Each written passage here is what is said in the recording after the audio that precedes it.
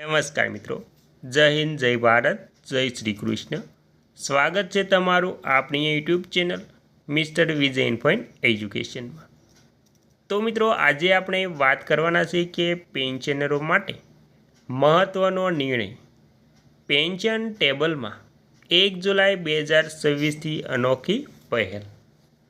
તો મિત્રો, તમે પણ ગુજરાત રાજ્યના અથવા તો કેન્દ્ર સરકારના પેન્શનધારક નિવૃત્ત કર્મચારી છો તો તમારા માટે આ સમાચાર ખૂબ જ અગત્યના થવાના છે. કેમ કે હવે 1 જુલાઈથી નવા નિયમ પ્રમાણે પેન્શન વધારો એટલે કે પેન્શન ટેબલમાં નવા વધારા સાથે નવું પેન્શન ટેબલ જાહેર થવાનું છે.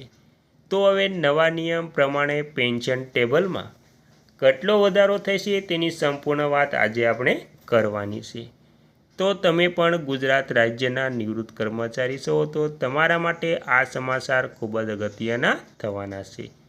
તો મિત્રો, શું છે ખૂબ જ અગત્યના સમાચાર તેની સંપૂર્ણ વાત કરતાં પહેલાં તમને એક નમ્ર વિનંતી છે કે તમે આપણી ચેનલમાં નવા હોય તો આપણી ચેનલને સબસ્ક્રાઈબ કરી લેજો અને મિત્રો, વિડીયો ગમે તો લાઈક કરવાનું પણ ભૂલતા નહીં. તો મિત્રો, સંપૂર્ણ વાત વિગતવાર જાણીએ તો 1 જુલાઈ 2026થી નેશનલ પેન્શન સિસ્ટમ એનપીએસ અને પેન્શન ચાર્જશીમાં મહત્ત્વનો ફેરફારો લાગુ કરવામાં આવ્યો છે. મુખ્ય અપડેટ મુજબ વાત કરીએ તો પીએફઆરડીએ એટલે કે pension fund regulatory and development authority દ્વારા વાર્ષિક મેન્ટેનન્સ ચાર્જ અને પીઆરએન જનરેશન ફીના નિયમો સ્પષ્ટ કરવામાં આવ્યા છે. 1 જુલાઈ 2026થી અમલમાં આવેલા મુખ્ય નિયમો અને પેન્શન ટેબલની વાત કરીએ તો તેમાં પહેલું નવું ચાર્જ માળખું અને ફ્રી.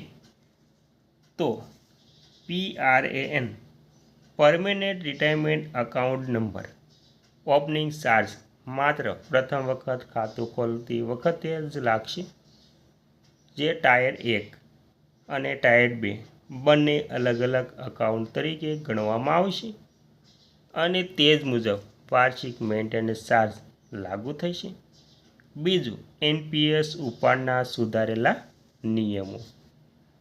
જો કોઈ સબસ્ક્રાઈબર ભારતની નાગરિકતા છોડી દે તો તે પોતાનું એનપીએસ અકાઉન્ટ બંધ કરીને સમગ્ર રકમ એકમ એટલે કે લમસમ સ્વરૂપે ઉપાડી શકશે.